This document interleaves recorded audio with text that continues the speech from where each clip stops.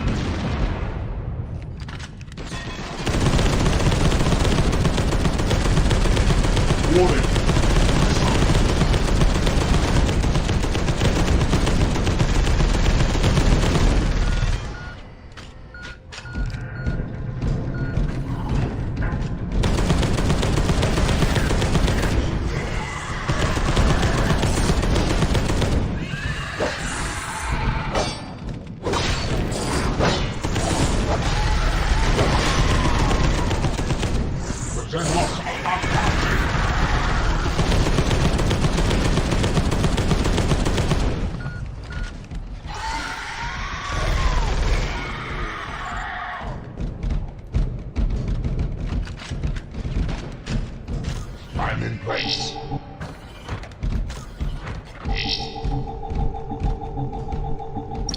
I am in place.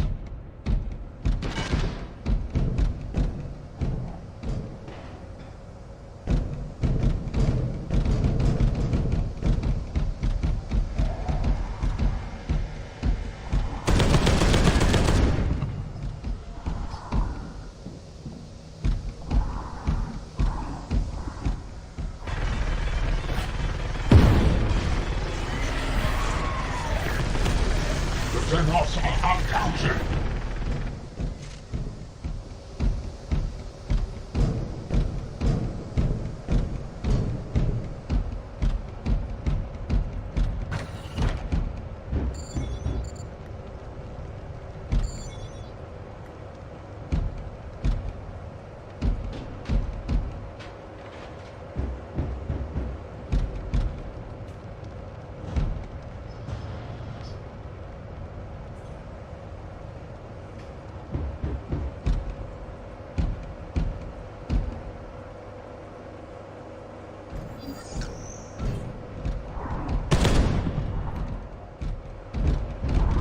In position. Waypoint reached. All die.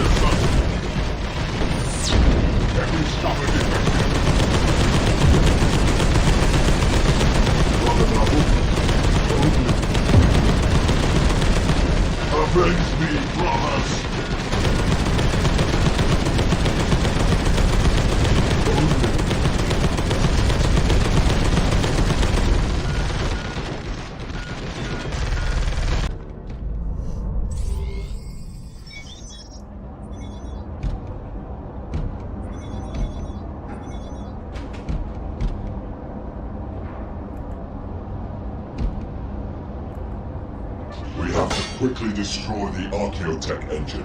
That thing could be done hastily and prudently, Brother Barricade. So answers an apothecary.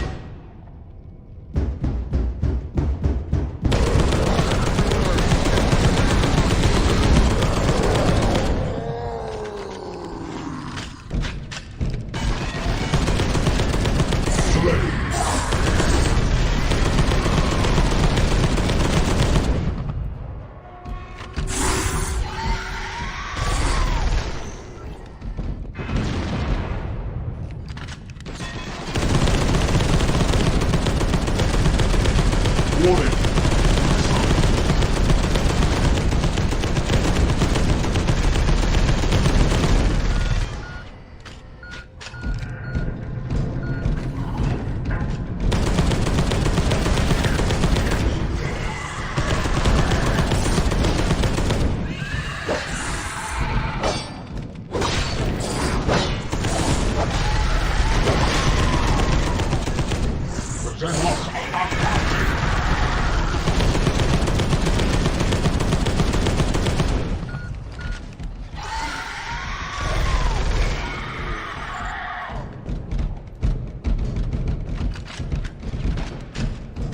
I'm in place.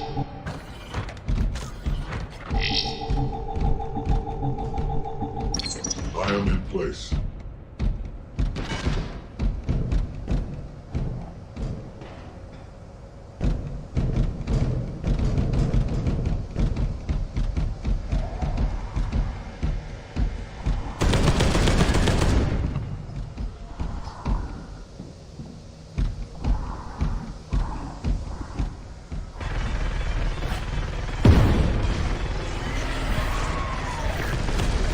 The Xenos are uncounted.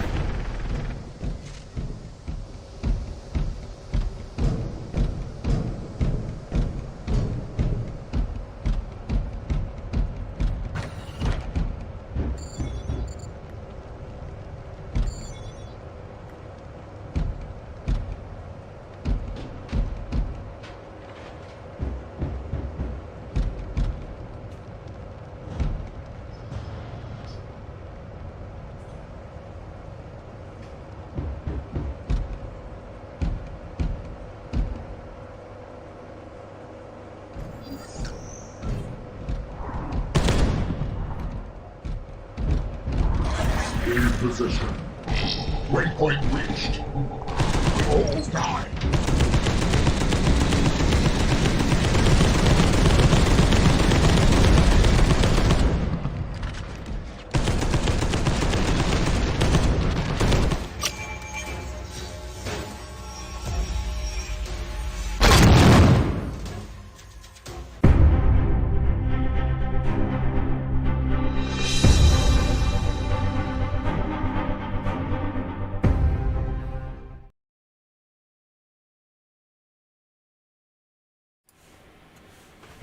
Hey everybody, welcome back to Angry Badger Minis. So, we are going to adjust this camera, and hopefully you guys can see this a lot better without the too much glare on the White Dwarf magazine. For those of you new to the channel, thank you for stopping by. Please give a like, share, subscribe, and follow. Depending on what platform you're on, please visit our Discord. It's only going to help us out. And continue to motivate me on this journey. So we've got White Dwarf 484 in today, and we got an Imperium box set in here. I briefly looked inside just to see if I happen to have gotten the third binder, because I am basically out of space.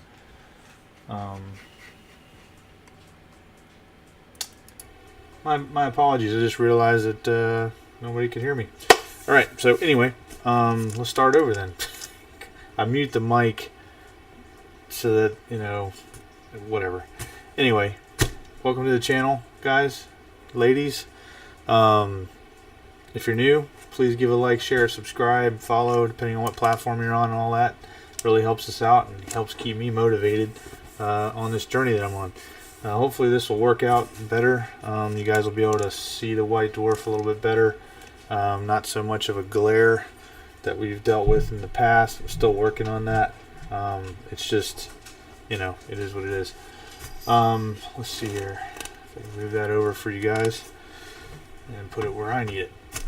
We also got our Imperium magazine next set in, which I'm assuming are 4 magazines.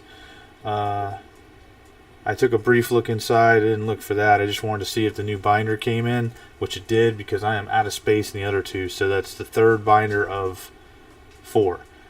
There should be 4 binders total.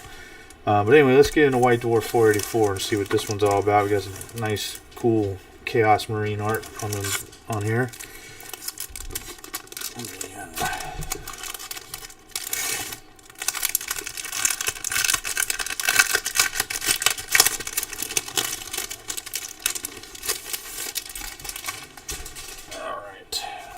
Magazine, of course, as you guys saw in the plastic, that's how it arrived, you know, for my subscription. We've got a little messed up here on the corner here, just because it probably got banged around. Let's see here. It looks like this is pretty cool. It's got a Primaris helmet on there with only the skull on the inside. That's pretty legit. I like that. Alright, just again, if you're new to the channel, I just want to warn you, I'm really all about 40K, not so much Age of Sigmar. Don't even really know anything about it. I have armies, but most of those were collected prior to Age of Sigmar, and so that's kind of where we're at on that. This thing is like literally right in my face. Hold on a second, guys. Just gonna raise it up a little bit here. I'm really hoping that we can make sure you guys can see this fairly well. So if there's Age of Sigmar stuff in here, we're probably not going to cover it unless you happen to jump on the chat and say, hey man, hold on a second, I want to see that, and I'll be happy to do so. One thing that I do may not be, I don't really care, I'm just going to say that, is if there's rules and stuff in here, prepare yourself, because I'll make sure that you can see them pretty decently, as best I can anyway, and then that way you can pause it, screenshot it, things like that. Alright, so obviously we've got the Arcs of Omens thing, and at least the way I'm looking at the screen, it looks like it's pretty good for you guys. It doesn't look that great for me. I've got a nice glare, but that's okay. I only care about you guys. Let's see here. The 41st millennium. What a bad time to be alive. As Abaddon's latest master plan begins to take shape in the Arcs of Omen, his incredible fleet of Space Hulks emerge. Things are starting to look bleak. A fleet of Space Hulks. Okay. Even bleaker than normal for the super bleak far future. That's a lot of super bleaks in one paragraph. But here in the 3rd millennium, the folks in White Dwarf and the 40K team are buzzing with excitement, because in this issue we embark on the Herald of Misery. With a name like that, that doesn't sound fun at all.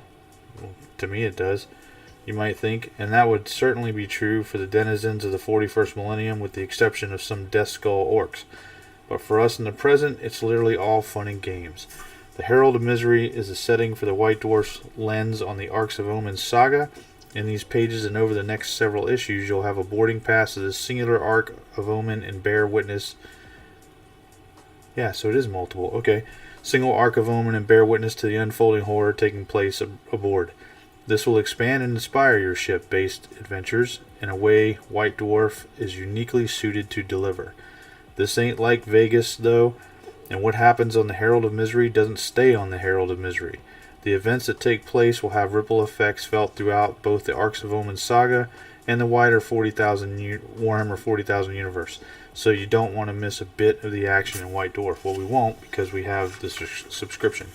And in March, I think I have to re-up or something, which I will be. Alright, so what we've got here.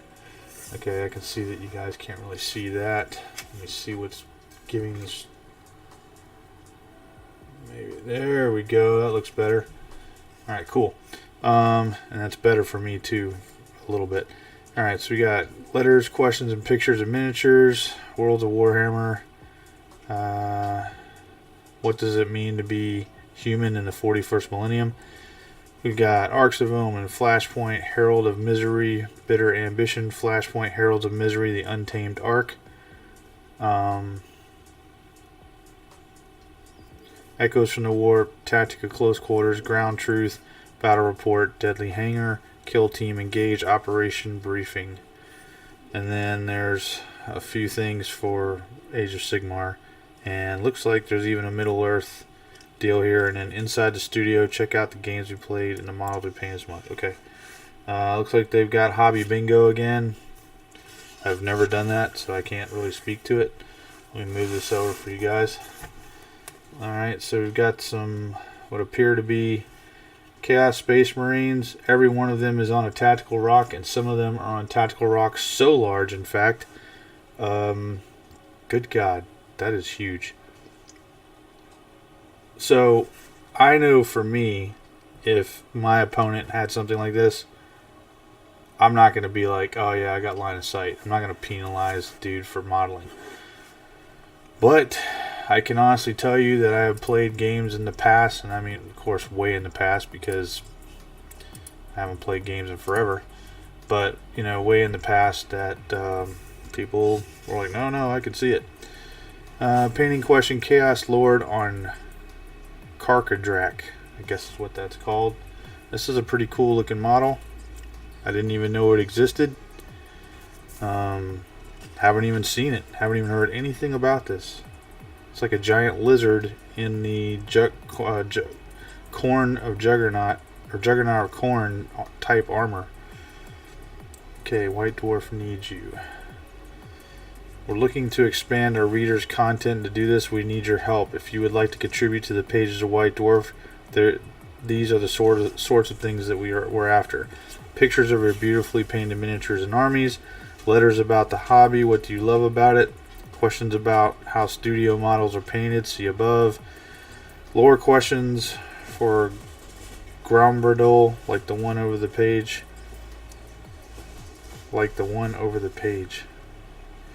Your hobby hacks, useful modeling tip perhaps, or some painting techniques you've used for years.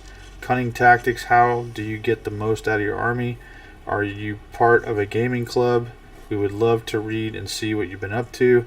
To get involved, simply send an email with your letter and or photos to team@whitedwarf.co.uk. Wally the World Eater. I saw something about this on Twitter today. There were some people hoping this guy was going to end up being canon.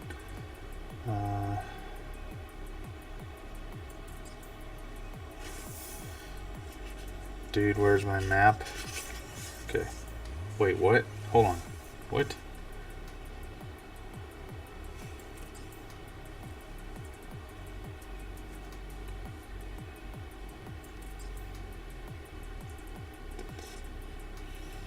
Okay.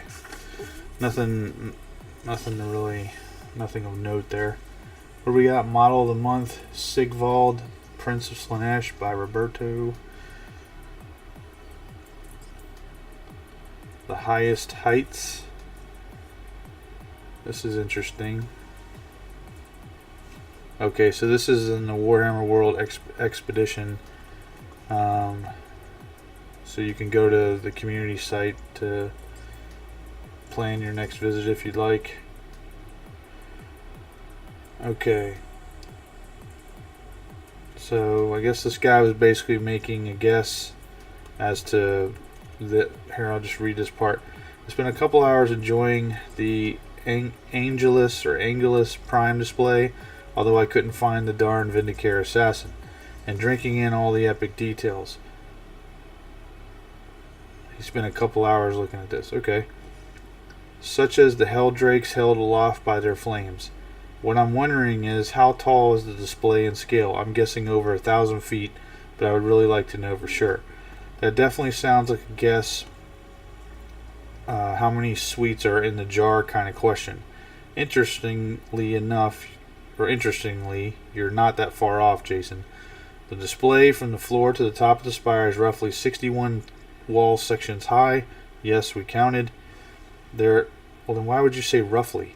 They're approximately 16 feet in actual scale, making the display 976 scale feet high. That means the bit you can see in the display is almost as tall as a shard in London. Incidentally, the assassin is hiding just behind the deleted by the Inquisition, of course. My understanding is that they moved the assassin as well, but I mean, I don't know how true that is. I've never been there, and maybe one day I could go. I don't know. Oh wait, here we go. Alright, this is a lot to read. I thought it was going to be something else as far as being a human in the 41st millennium. What do we got here? Oh, already advertising the, what are we calling this? Bottom gate for the Dorn tank. If you guys have checked that out on Twitter, there's a lot of people upset about missing the bottom of the tank itself. And while I don't own the tank, I do own a repulsor that I have not opened, and I'm told that there's no bottom on that thing as well. That's a problem for me because you can argue and say, like I've seen on Twitter, oh, who cares, nobody's going to see the bottom anyway. It's not about that, and I'm going to go ahead and get in the weeds on this real quick. This is my opinion, of course. What it's about, and you need to understand this, is the principle of your dollar. Okay? We already know Games Workshop is super expensive on everything, and it just seems like they just keep going up and going up and going up. Okay? I mean, for those of us that have been around a long time, or long enough, we can remember when you could buy, squad of 10 Space Marines for $25. I think you could go even before that and get 20 or 30 Marines for around $20. So it's incrementally gone up for no reason. But here's the thing, my understanding is, and I don't have the conversion right now, I'm just going off of what I remember reading. If that tank, that Rogel Dorn tank is 55 pounds, okay, whatever the conversion is, probably $60, $70, something like that for us in the US. It better have everything, okay? Like the whole thing. It shouldn't be missing a bottom. And of course it's like, oh, well, you can magnetize your spare weapons and stuff like that to place to store them, blah blah. No, all you're doing, in my opinion, is furthering the atmosphere and the attitude of a company, any company, okay, to do less, to take more of your money and give you less, such as pre-ordering video games. I don't do it anymore. I did it long time ago, and I refuse to do it anymore. If you can't put out a stinking game that's done, and I gotta wait for patch after patch after patch, I'm not pre-ordering it. And I'm not buying it on the first day. I'm not doing that. Because all you're doing is fostering, enabling this attitude of, they'll be okay, they'll deal with it, they'll still give us their money. That's the problem here. And if a person does not understand where I'm coming from, that's fine. You can have your opinion. Attacking people on Twitter as, they're just crying about it, then you probably haven't grown up enough to understand the real weight of your dollar or whatever currency you have, towards your future in the hobby as well as everything else. Anyway, let's see here. Arcs of Omen, creator's insight into the latest cataclysm of the 41st millennium. Looks like we got some guys talking about this stuff. This looks like some kind of demon prince. It might be the Admech one. Yeah, Vastor manifests on the bridge of Abaddon's flagship. The vengeful spirit, he offers answers to the War Master's prophecies, but at what price? Okay. It's a pictures here. It's just these two guys talking back and forth. Now this is some pretty cool artwork. The monstrous Vastor, sorry, Vastor, Vastorr. The Archiphane battles the Iron Angels of Magdalor as he guides Abaddon on the first key fragment, or to the first key fragment. Well, I've never heard of them, but that's cool. Angels of Iron Angels on Magdalor. Okay. The Iron Angels. I'll have to look them up. I wonder if they're a successor to Blood Angels or something. Mainly because of the red armor. I mean, I have nothing to base that off of. I gotta figure out when they release the Angron model where I'm gonna put that thing. Herald of Misery. What do we got here? Got, looks like a map of some sort.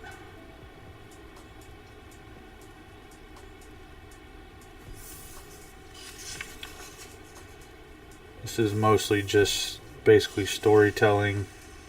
And again, if you guys want me, you know, if you're watching right now and you want me to slow down or read something in particular, I'll do it. Okay, here we go. So this is something you're definitely going to want. The Untamed Ark. I'm going to hold this here. There's nothing else but that picture on the left side here where my thumb is. I'm sorry, my left thumb as you're looking at it. And then we have the mission itself. Let me get this up to you guys a little bit better.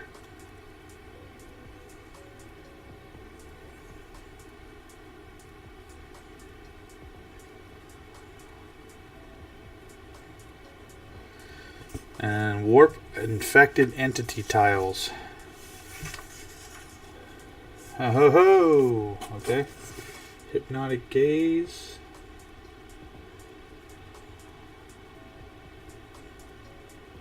These are pretty cool. Diseased vent. And then they gave us, let me see if I can get this good enough for you guys so you can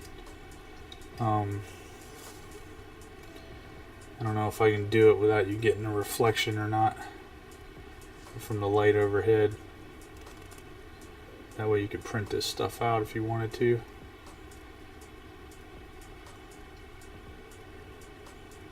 Okay. So it wasn't the light I was thinking. Alright, so we've got some more. This is the back side of them. They all look the same, so if any of them are clear, you can do that. Looks like we got, what is this, Flashpoint Herald of Misery, so this is the first one. Okay, we got a mission here. This is my first time seeing any of this stuff. Hi everyone. Hey, what's up, Frenchie? This is the first time I've actually seen anything for the Arks of Omen. Hopefully you guys can make this out fairly well and you can screenshot it. Alright. Here's the map layout for it.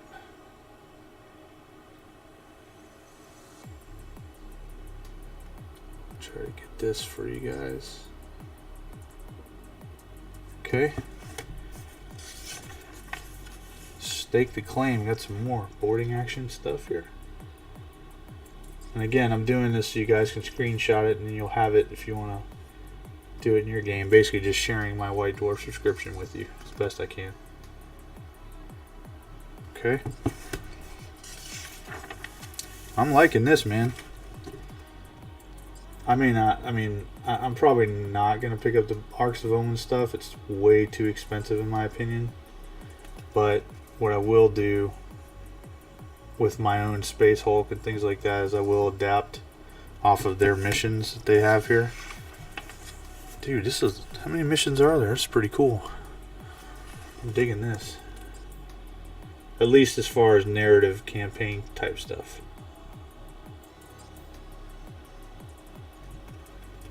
And if you're wondering why I am pausing so much, it's because I know how much of a pain in the ass it is to, you know,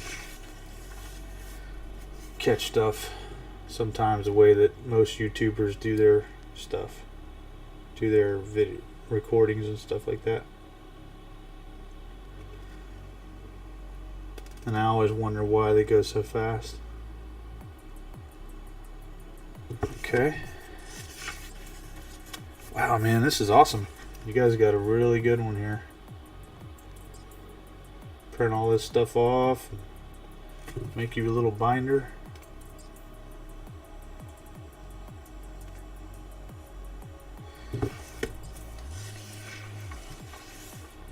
Alright, Echoes from the Warp. This is basically talking about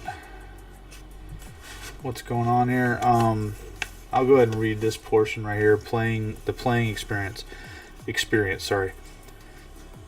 Mouth is a little dry. The first thing that strikes you in boarding actions is the pacing.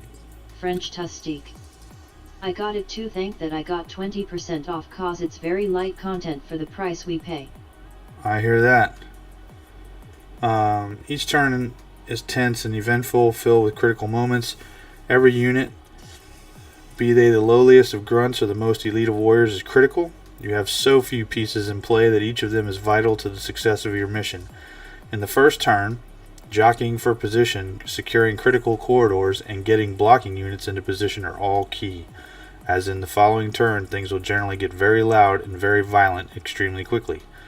During our extensive internal play testing, we've seen a really interesting shift in players' behavior compared to normal play, with many a gamer, for example, using their command points to re-roll a critical advance roll in the early stages of the battle. Alright, so basically you just gamed it for everybody. That's something I would have probably not thrown out there. But it is what it is. Which I'm going to take a break from this real quick. Something that sparked my interest today was I have all the Horus Heresy Age of Darkness books. I just have not had a chance to read them yet. And thankfully, and I'm not associated with them, I just want to say thank you for putting the video together. Auspex Tactics, I guess, put out a video a while ago on all this that I never saw, but I saw it today on, basically it's like an hour and a half long video on the breakdown of Horus Heresy. While not exactly like 3rd edition 40K, it is almost exactly like 3rd edition 40K, and that's amazing because that's the stuff that's really stuck in my head, and it's easily adaptable to 40K in my opinion. Let's see. This is something I was interested in. Army compositions, boarding patrol, detachment, 0 to 1 HQ, 0 to 3 troops, and 0 to 3 elites.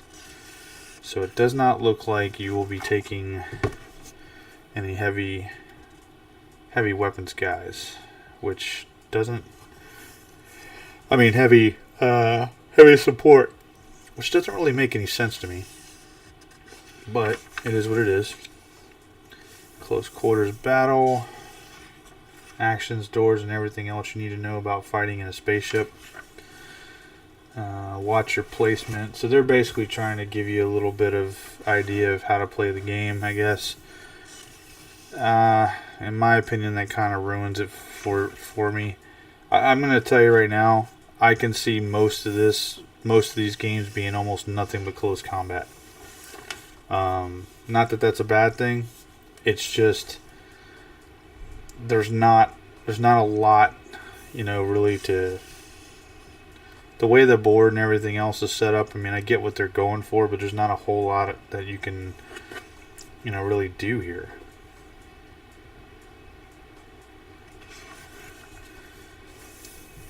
Deadly Hanger, Sneaky Lads take on the Prodigal Sons in our series French grand Tustique. finale.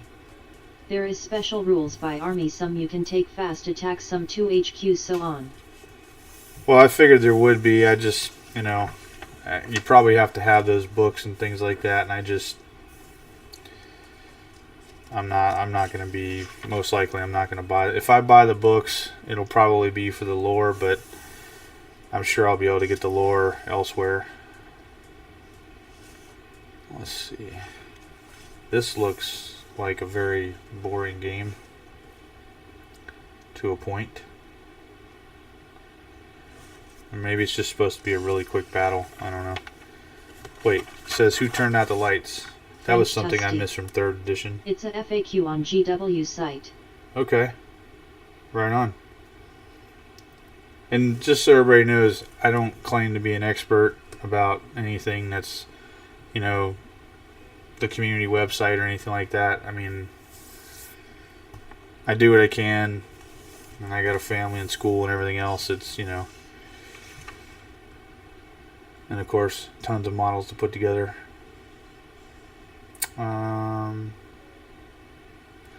The energy cells are situated in a room with very little in the way of cover. However, the lights can be turned off in the hangar, enabling operatives to sneak about in the dark. This means they count as being in cover when far enough from an enemy operative, which is ideal if they are also on conceal orders.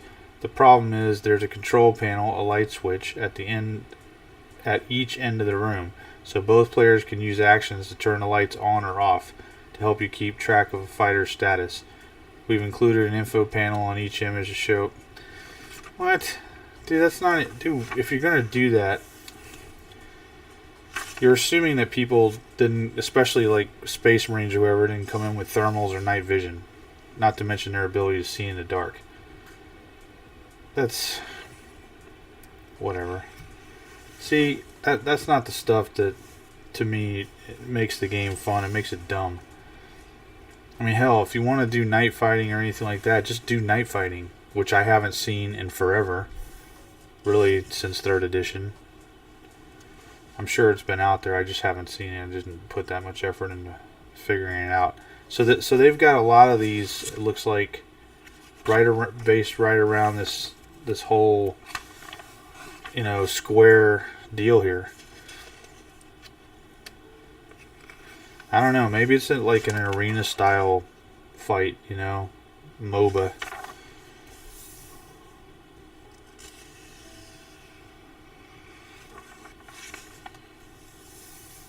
Okay, so I guess essentially this is a... It's kill team.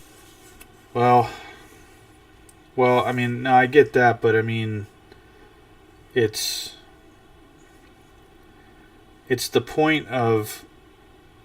What are you going to do? You're going to take one of your guys and leave him right by the light switch the whole game? You know what I'm saying? That's... French Tustique. Too complicated. Yeah, but I mean, you know, they're going to use their action or some of their actions to turn the light on or off or what. I mean, I don't know, man. It just doesn't make any sense to me why you would want to do that. And it looks like a very boring board. Like, unimaginative, to say the least. A hollow victory. Got some Harlequins here. Looks like Harlequins against Guard. Cast of the Crimson Sun. Actually, let me look at that in a second. Okay. 1,000 Suns. That's a lot of 1,000 Suns, man. For a kill team, that's a lot. French Tustique. That's why they just kill team with Arc of Omen. Yeah, I was wondering about that. The greatest good? Get out of here. Kill team, disengage, the debrief.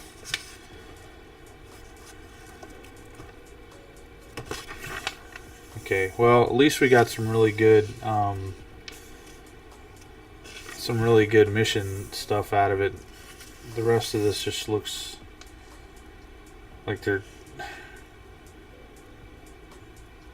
Yeah, it just looks like they're just telling you about the game, and if you're gonna get the game, you're already gonna know that. That was very quick, I guess. The Eternal War or Warhammer Age of Sigmar. Like I said, if you guys want me to pause or look at any of this stuff, just let me know. War in the Warrens. Skaven, my favorite.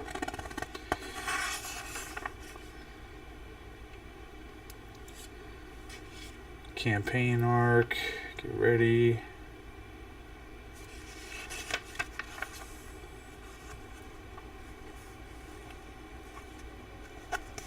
Okay. What is this? Hold on a second here. Something's going on. French Tustique. Arc of Omen, no need for special unit.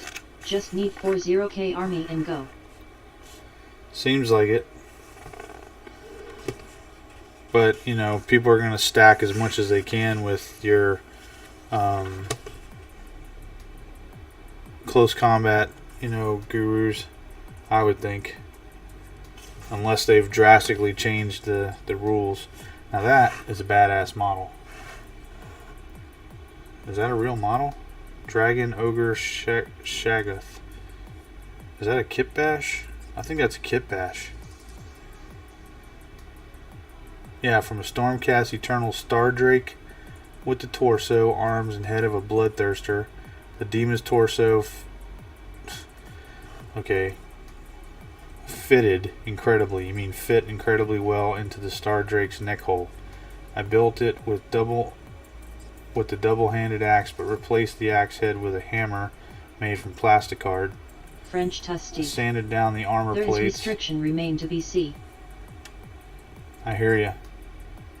I sanded down the armor plates to remove any celestial iconography, but left the lightning strikes.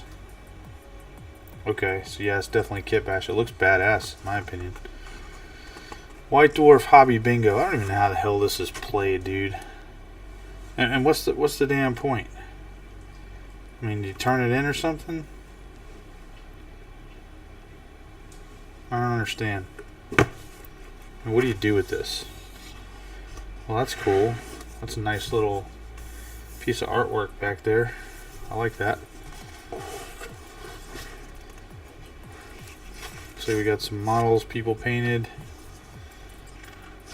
Looks like we're going. This guy went with the whole black and white color scheme. I mean, how does Games Workshop say you don't have 3 colors there, or is that even the standard anymore? Now this dude put hair on his unclean one. That's legit right there, dude. That's legit. He put some. Looks like he put some. I wouldn't call them bandages. And instead of the sword, he's got this. It's pretty cool. Looks like he added some chains and stuff. I have this model, that's why I'm noticing all these little things. I like that. He said he painted this model for a painting competition a few years back. The Carnival of Nurgle was the theme. I converted the model to carry a plague flail and doomsday bell. The addition of the hair was to give it a creepy clown vibe. Yeah, like oh gosh, what's that dude's name in Spawn? Violator. It is made from mohair. What the hell's mohair? Twisted French into Tustique. Yep. Twisted into shape around a thin piece of wire and set using some very thin super glue. Nice. Mohair. Okay, this right here, this is the kind of stuff that annoys me. How the hell's a freaking wooden ship? I get it. You know, it's supposed to be like, you know, how does this go across your normal, typical battlefield? I mean, seriously, come on. It's kind of ridiculous in my opinion. Vampire Lord, Lady Annika, or Annika, however you like to say that. Ooh, that's a badass Vampire Lord on Zombie Dragon. I like the dragon. The Lord's kind of lost back there, but the Zombie Dragon's pretty cool. Now this, okay, so I have this model, and I don't like it. I mean, I say I haven't put it together yet,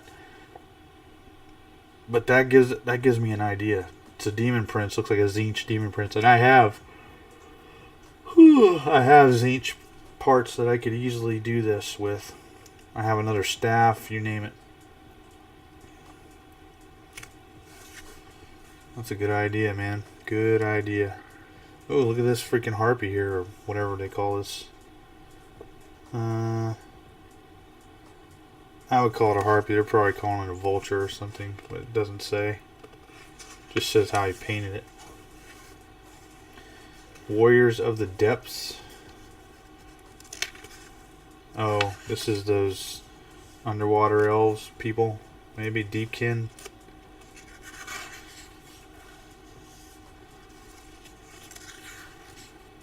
Okay, a lot of pages that don't really have anything. What is this?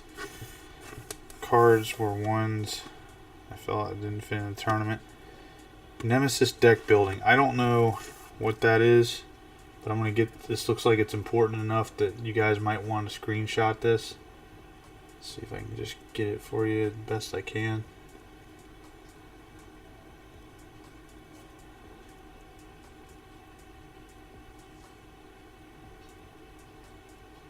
Okay.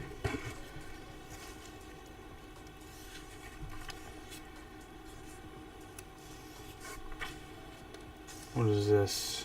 Okay, that's Middle Earth. I don't really care too much about that. I thought about it. I was in a store.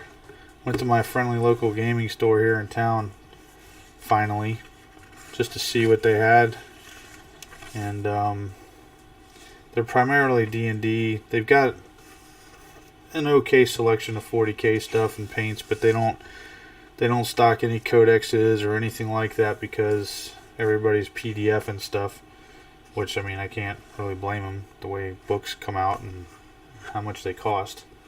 Alright, French test. I guess that's about it. The models are very bad. Tiniest of travelers. Good evening from Canada. Good evening.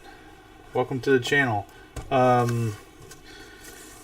Yeah, so anyway, I went in there, and what really struck me was that the prices there were exactly the same as Games Workshop. There wasn't even like any break whatsoever. The second thing was,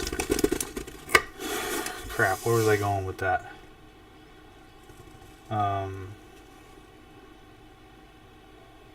Hell, now I forgot what I was saying. Alright, so looks like, yeah, we got 4 magazines. And we got our third binder, thank God, just in the nick of time. Let me get this out of the way. Here we go. So you guys can kind of check out, all the binders look the same on the inside. And if you saw it when they first came out, when I was complaining about this little thing, I mean, this is it. Why wouldn't you have a full thing so that way the pages didn't, you know, turn like that? But it's what it is. Oh, and here's the cover. Spine, they all look the same. They're exact, you know, there's no difference whatsoever. They all have the Necron Lord on the front, and I'm assuming that's a Space Marine Captain or whatever. So there's no difference in that whatsoever. Alright, so let's see what we got here. Now I can bring this down and we can not be so far out of the way. 47, 46, 45, and 44. Let me get my white dwarf out of the way before I ruin it. Alright. So it looks like we'll have possibly stuff about the white scars in here. Don't know, but this one, it appears that we've got what came with this was terrain. Not something I particularly need. As when I get to the point of building terrain, you guys will see why I don't need it. I have so much of it, and I'm going to be making molds of the terrain pieces so that I can make bigger and better buildings. So here's kind of what these look like. You may already have these. I don't. I think I have one other set that came with the Imperium, but I didn't actually look at it. So these will be a nice change to when I build my ginormous city. Alright, let me put that over there. Feel free to talk there, Tinny. You won't be interrupting me. Alright, so what do we got here? Adeptus Ministorum Stronghold. That's the picture from the last church. So that's Battle Zone. Yep, white scars. Bam. Rain of Blood for Adeptus Sororitas. Okay, how to build. So this one looks pretty. And how to paint. Looks pretty straightforward. There's nothing really of note here. Except We've got strategic reserves for the core or advanced rules, which is crazy because by the time this is done coming out, you know, 10th edition will probably be around. I don't know. I mean, we're at, what issue is this? 44, and there's supposed to be 80 issues. And 9th edition wasn't really well received, so to speak. Here's a mission for you guys, because I like to make sure you guys can see those. Hold on, let me get this out of the way. That way you can screenshot it. Was there one on the back side here? Can't remember. No. Alright, so that's pretty much it for that one. And it looks like for 45 we're getting our first Wraith, and it looks like we're getting an Adeptus Sororitas units in 46, a couple of Seraphim, one Repentia. I'm trying to remember what the hell that's called. And then 3 Sisters of Battle. Okay, that was pretty quick. So here's the one with the Necron Wraith, and I believe we get 3 of those. So that's the only issue I have. Like I said, they'll be trickling in Necron stuff that's going to slow up my complete build of the Necron army. Oh, which by the way, I was telling you guys this last night when we finished up the Revenant Titan, but here's my Tesseract Vault thing. And like I said, I had one piece put together, or a piece of a piece, and we'll be magnetizing this whole thing so it can be both this as well as what the hell is it called when it's all put together? I can't remember. It might be on the back. Hold on. The Necron Obelisk. So it can either be that or that, and I'm going to magnetize it to the point that I can be either or, and this guy can actually come out as well. And that will be the next thing that we're working on when we get there. Alright, so we got our little Wraith dude, and I have a bunch of these actually that I had already purchased that are sitting in a box. Well, I say a bunch, I think I have 6 or 9 of them. So that'll put me at 12, and I'm not even sure how you would feel that, to be honest with you. And these are, I'm going to tell you right now, these are a stark improvement over the out-of-print models, the really old school ones, which I still have 3 of those. And they, if I recall, back in 3rd edition, they were super expensive to field. Alright, Canoptic Wraith, Swift Deadly Hunters. I have not used these guys in forever, so I'm wondering if they still cloak or come in as what am I trying to say? They have a like some kind of field or whatever around that makes it harder for them to hit, and they can also set up as a infiltrating thing. You have to forgive me again. I'm all old school, you know, in the brain and everything. Adeptus Sororitas. Order of the Valorous Heart, the Blessed Scourge. That's some pretty cool artwork right there, gotta say. Astra Militarum, okay. Order of the Argent Shroud. Well, that went pretty fast too. Okay, well, here we are, how to build this bad boy, how to paint them.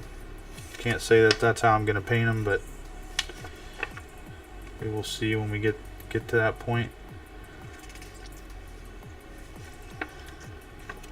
Maybe there's a mission. I would assume there's a mission in here I can give you guys. Yep, cleanse the hive.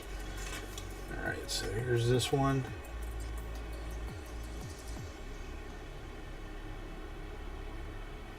That way you guys can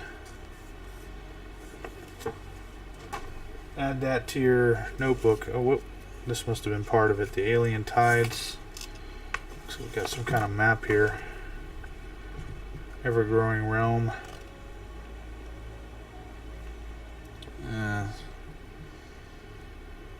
Mostly about the Tau, but got some Tyranids, Tau. And they're talking about the Orcs, Eldar, or Eldari and Drukhari, whatever, but...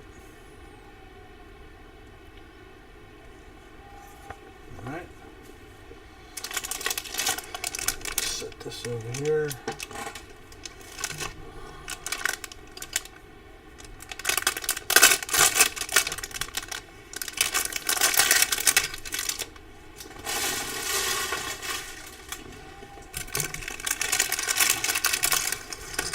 I probably went with the Wraith.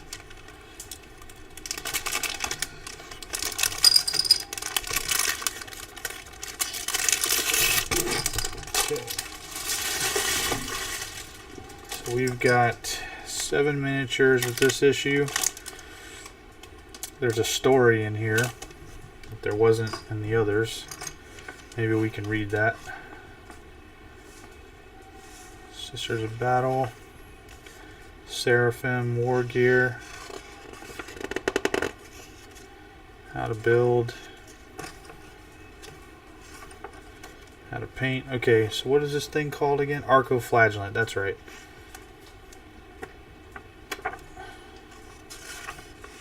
Sisters of Battle. Or Battle Sisters, Seraphim, Arco-Flagellant. No, I'm sorry. Repentia and Arco-Flagellant.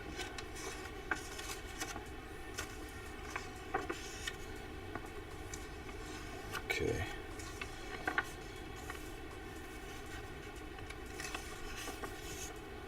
Okay, let's see where I'm looking for that story. Okay, I might have passed it, but let's get this up for you guys.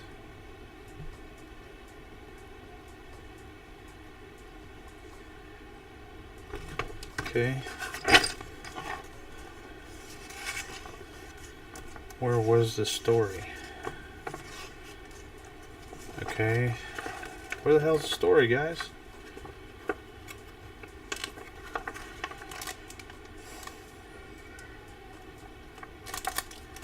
I'm not seeing it.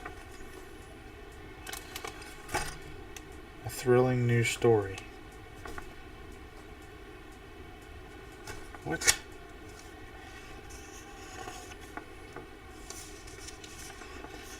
Dude, there's no story like the other ones. Alright. Or maybe they just mean a thrilling new story because I've got new models. I don't know. Oh, what do we got going on here? So apparently after this issue, we're going to get another set of ruins.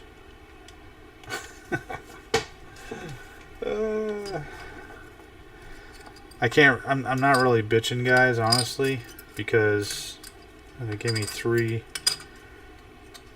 flight stands. Check this out.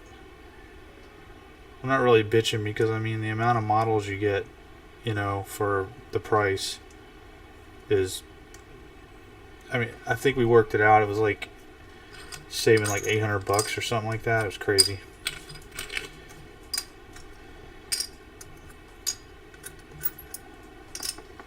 Okay.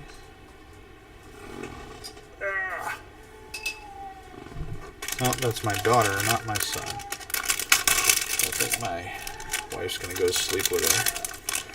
Calm her down. She's 1.5. We'll cut her some slack.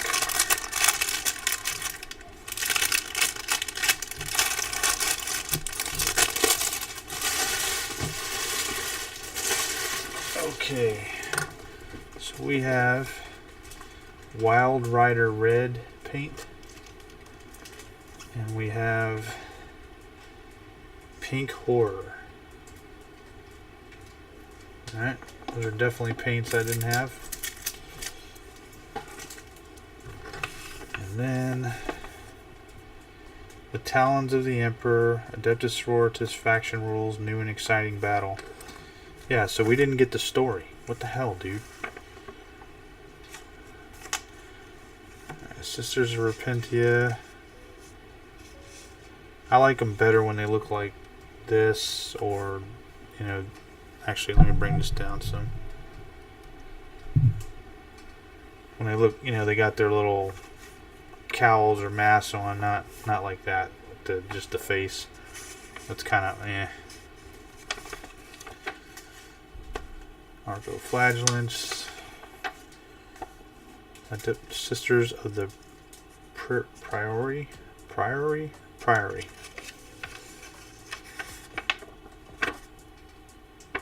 What is this dude over here? Preacher? Okay. Ooh, Custodes. I thought that might be what they were talking about. The Adeptus Custodes have served as the Emperor's personal guard for more than 10,000 years. During the earliest days of the Horus Heresy, these genetically enhanced behemoths,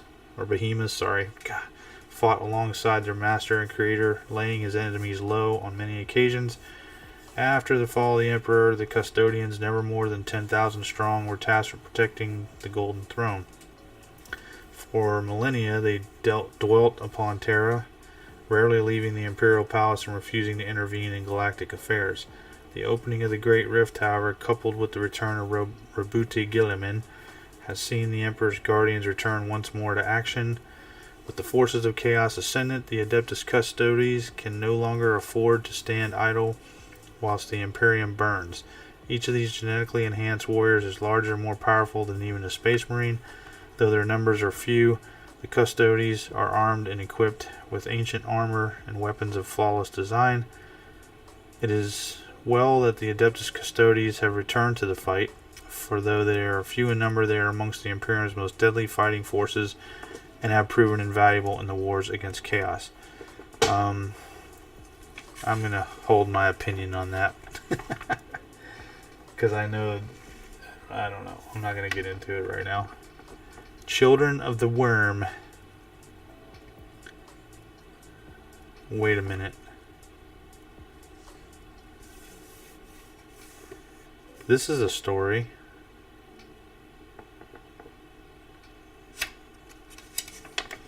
Hold on. Maybe I just... Hold on. It says it right there.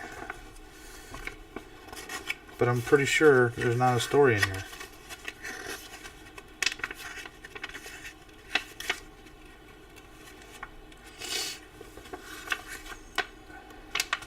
No, there's no story. Nope, no story. Unless they mean this one. But I doubt it. Alright, so in the bowels of a shrine world, far beyond the prying eyes of the Imperium, insurrection threatens to tear a world asunder.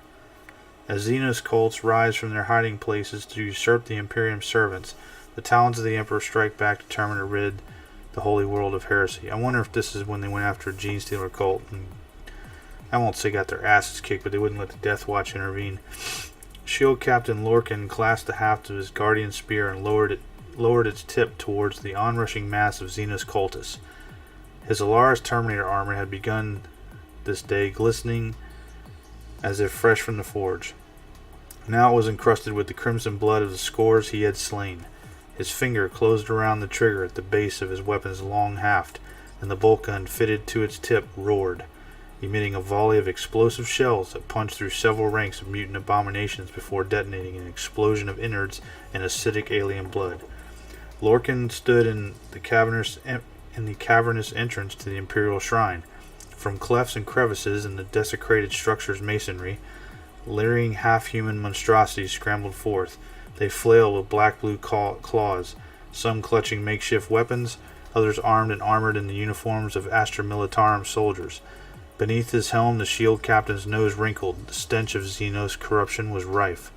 Crude murals depicting the cultist alien overlords had been daubed over frescoes of the Emperor's triumphs. Such heresy would not go unpunished. The tide of filth rushed forward, far too numerous to halt with bolt rounds alone. They leapt towards him, attempting to gain purchase on his blood-slick armor, claws and blades seeking the gaps between his armor plates. Lorcan shook one of his assailants free, hurling the unfortunate cultist into a stone pillar. The hissing creature struck the stonework. What? Why? I'm not an English teacher, but this is why I'm struggling to read this. There's an apostrophe S that makes no sense. The hissing creature struck the stonework with enough force to break its spine. Reaching over his shoulder, the shield captain grasped another of the wretched beings and hurled it bodily to the floor. Before it could rise, the blade of the guardian spear swept down, parting the creature's bald head from its shoulders. Lorcan swung his blade again, slicing through chitin, bone, and gristle without resistance. As he lurched forward, the bones of his victim shattered beneath the tread of his Terminator armor. On an encrypted Vox channel, he could hear the static voices of his brothers. 10 custodies had arrived on this world to purge the Xenos. 10 against a fanatical army of thousands.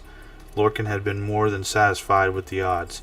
With foes pressing in on all sides, Lorcan found himself lost in a battle trance, centuries of ingrained training and muscle memory directing his every strike. His Alaris Terminator armor was like a second skin, its servo motors serving to empower his already superhuman strength. As he continued to swing his blood-slick weapon in wide, devastating arcs, his gaze fell upon a lithe female figure standing apart from her kin, observing the skirmish. She stood atop the cathedral's graffiti-encrusted pulpit, clad in a flowing robe with a stiff, gilt-trimmed collar. Her eyes flickering with the familiar blue-white glow of the warp, unmistakably a psyker. Wrenching his blade from the gut of a screeching cultist, Lorcan rushed forwards towards a slender, bald-headed psyker. Before he could reach the base of the pulpit, however, she raised a golden scepter high and unleashed a wave of warp energy that surrounded his golden helm and penetrated his defenses. He could feel the icy tendrils of her alien mind reaching into the recesses of his mind. His head throbbed violently under the assault, and he stumbled to one knee. A thin smile split the psyker's face, and she uttered a barked command. As Lorcan struggled to right himself and break the psychic connection, howling foes rushed across the chamber from all sides, avoiding his flailing, weakened strikes and burying him beneath a pile of clawing, grasping bodies. Meanwhile, the psyker's probing continued, burrowing deeper into his psyche and causing his brain to swell inside his skull. The pressure continued to build as the cultist hacked at his prone form. This time, the blood that trickled down his golden armor was his own. As he wrestled to free himself from the bonds both physical and mental, a crashing sound echoed through the cathedral's vast nave. As suddenly as he had been shackled by the psyker's assault, he was free from her grasp once more. Beneath the mass of bodies, he sensed a new presence. The paralyzing psychic presence within his mind was replaced by a familiar, nauseating sickness. To most, these feelings would have inspired further dread, yet to Lorcan they were welcome indeed. The aura of the Sisters of Silence was unmistakable. The crushing pressure released from his cranium, Lorcan rose to his feet with a mighty cry, hurling his attackers aside. The western wall of the cathedral lay broken open. Into the ragged breach surged a golden rhino transport, its flanks adorned with golden aquillas. Its assault ramp swung open, and from within strode 10 armored female warriors, bolt guns already spitting death into the unsuspecting mutants. True to their name, the sisters remained utterly silent as they pressed forward, shoulder to shoulder, bolt guns firing in perfect synchronization. Atop the pulpit, the robed psyker clutched at her bald head, screeching unintelligible curses. Unable to draw upon the warp, panic crept across her face. With his assailants distracted by the fire of the Null Sisters, Lorcan thundered his way towards the pulpit, flagstones, rubble, and broken pews splintering beneath the weight of his armor. He lowered his shoulder and crashed into the base of the pulpit with all the force he could muster. The impact pitched the psyker free from her position, throwing her to the ground. Above her prostrate form, the pulpit creaked as stone, wood, and metal splintered, bent, and gave way.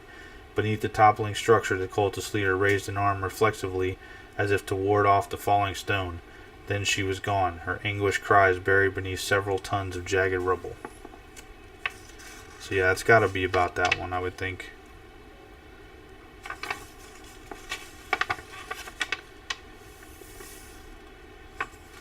And how to paint Space Marine details, Adeptus Sororitas rules, and here's your mission.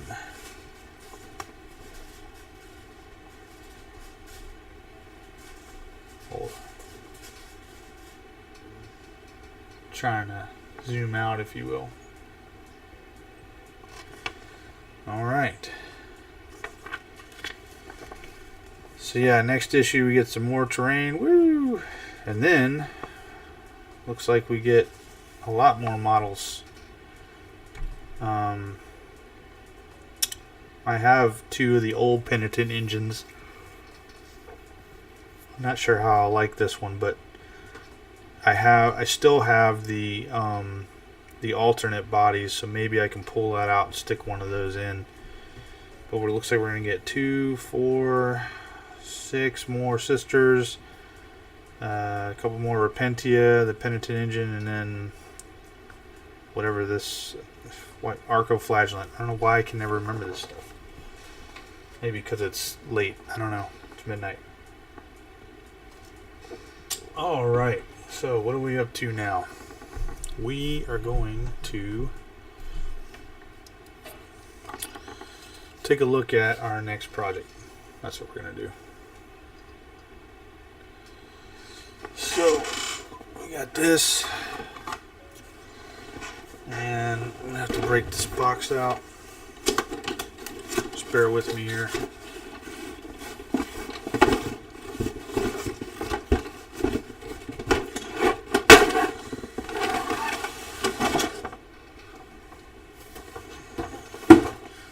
Not exactly sure how much we'll get done here, but, or if we'll get anything done. I'd already kind of started a long time ago on magnetizing this, but I don't like the way that I was doing it, so I'm going to redo that. But one thing of note that we need to do is we got all these pieces that I pulled off that got to be put together. I will tell you that I will not be waiting for the stream to do it, as far as putting things together, like cleaning up the plastic and putting things together. What I will do is make sure that you guys know how I went about magnetizing stuff.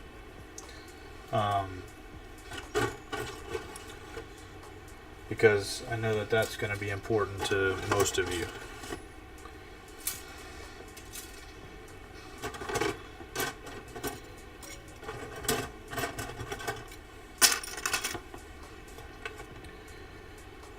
This is the stand it goes on. I'm kidding. I think that's for the Catan.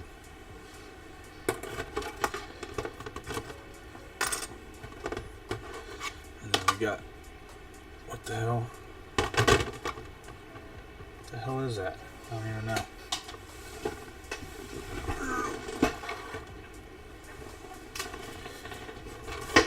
And then we got the Catan here. And then this will be, because you guys probably haven't seen it, but I've got, I mean, I thought I showed it, but my wife and I made my own Titan, if you will, for Necrons, based off of the Tomb Ancient of the Forge World one, but it's like, theirs is real small. Mine is like, it's easily as tall as, think about this here. I think it's easily as tall as that Revenant Titan, and it's big. Like, it takes up a whole space almost by itself. But I'll be able to fit, by my measurements, I should be able to fit it and this all in the same shelving space. So that'll be awesome. The other thing I was going to mention was, what was I going to mention? Man, I hate when this happens.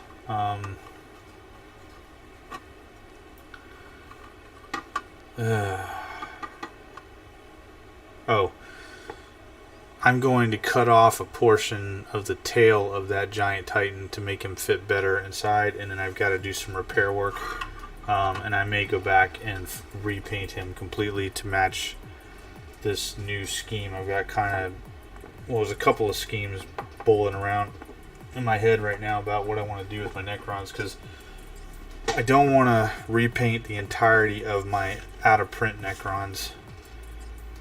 I like how they look. They're the old scary Necrons. But I'm French thinking, Tustique. You gonna need some serious magnet for that fig. brother, I got magnets. I got big magnets, little magnets. I got a whole box of magnets down here. But I also thought about the pinning option as well. And as you guys have seen, you know, over various projects, I'm pretty good at pinning. I mean, hell, that Revenant Titan, it ain't going anywhere. It's a lot more solid than I thought it was going to be, for sure. And I expected it to weigh more, to be honest with you. But it doesn't. So, I don't know. It's weird. Yeah, see, I had already started doing some magnet work. When I say years ago, guys, I mean years ago. Like, let's see, we moved here February 2017, and I probably started work on this either 15 or 16, and just, you know, like started it one evening, and then I went to bed, and I never got back to it. But that's, you know, no big deal. All right, one thing I am concerned about though is I am only seeing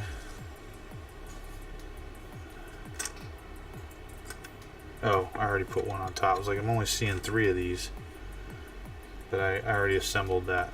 Okay, but this is going to be a badass thing too, you know. I mean, even if so I'll tell you why I bought this. I didn't just buy this, and that's the other portion of magnetizing this. I didn't just buy this to be, you know, to be the actual gaming, you know, piece of the army. I bought it to also be, if I didn't want to use it in the game, you know, as part of the army, it was, you know, a piece of terrain, Necron terrain. And that's something that I plan on doing. I got to remind myself of this. As I plan on taking stuff like this, and this may slow me down now that I remembered. I wanted to take this stuff and make a mold of some of this, both sides, in fact. Sorry, I'm totally off camera right now. Both sides, in fact, so that I can make my own terrain with the details, Necron terrain or whatever, and I can include some of this stuff inside my Space Hulk, so that it doesn't always look like an Imperial Space Hulk. That's kind of my plan. I would most likely use this portion on the inside of the Space Hulk because, you know, it looks like you're looking out kind of thing. You got scarabs all over the place and stuff like that milling about. Whereas I could take this thing, you know, and I don't need the whole thing, or I could just make a mold of this piece right here, you know, this piece, and then I can make as many of these little pyramid things as I want. You know what I mean? And then they just sit around the table, you know. You don't have to include this piece or whatever. And I think that would look pretty good on the table, and it would be a nice objective piece as well. Or you could have some crash stuff, you know, things kind of, you know, laying on their side, or, you know, blown up Tomb World or whatever. So the possibilities are endless with this kind of stuff. So I don't know why I was looking at that like that. The other question is, what did I do with the instruction manual? I have it because I saw it, like, I don't know, last month. I just don't know what I did with it, but I know where we can find one. Let's go to Warhammer Instructions Reddit. See if anybody's got it. Necron Obelisk.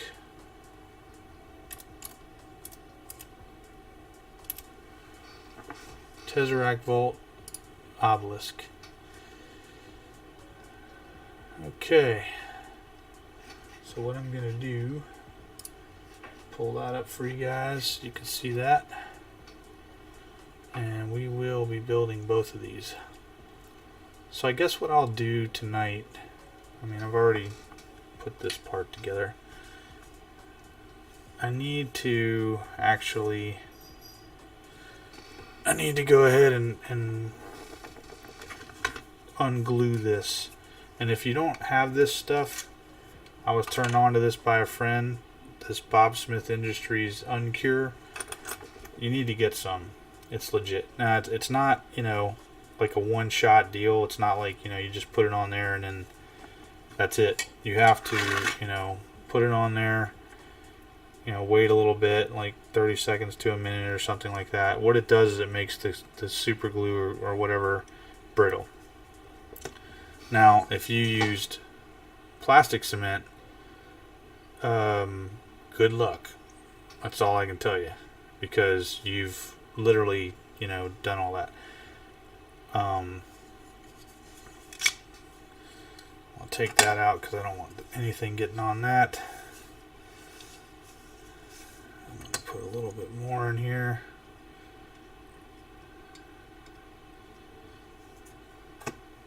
That's another reason why I don't really like using plastic cement, to be honest with you. Now the real question is how well this will work, because this has been glued for years. I would assume it should work pretty well because it has been glued for years. And over time you can get brittle, crazy glue, super glue, or at least it used to be that way. Yeah, you can hear it cracking and stuff. That's because it's doing its job. So I'm going to apply a little bit of pressure so we can kind of get that down in there a little bit more. We'll let it sit for a little bit. I'm really excited about this model too. My 4 monoliths, however, I'm really contemplating on trying to find a way to update them. But again, I don't want to lose my out of print look. I really like that look.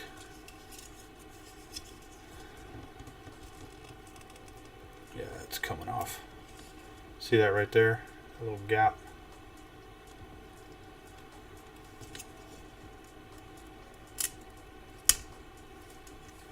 Oh, it came off all right. I guess I was a little too rough with it. That's all right. We can still get it out and fix it. Like we say on this channel, we can fix anything. We can fix anything.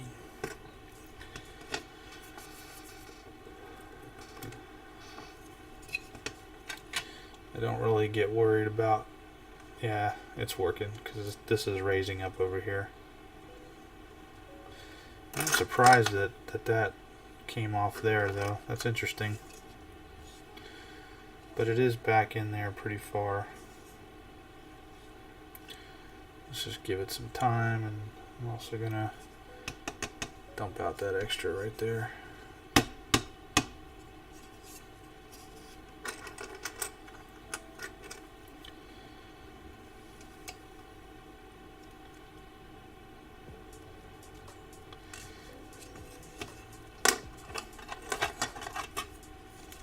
Got this camera right in my damn face, literally.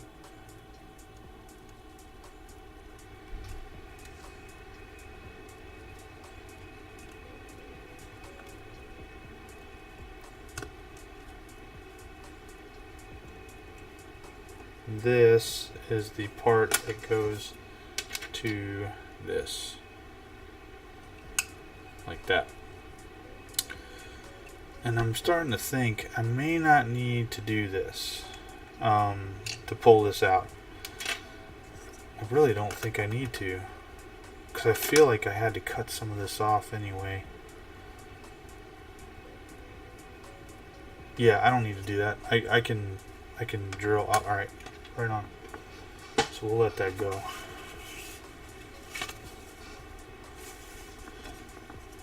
And we'll just fix that later. Time is it? Damn. I'm not really gonna get much done on this with this time limit or time that's going on here, because I have to get to bed and stuff. Long day tomorrow.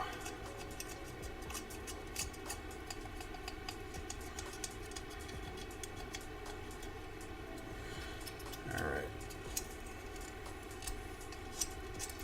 Yeah, so we'll do that. We'll let this all dry and whatnot, and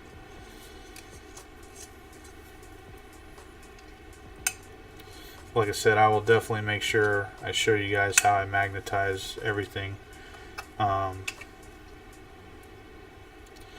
Definitely don't want to leave you guys hanging on that.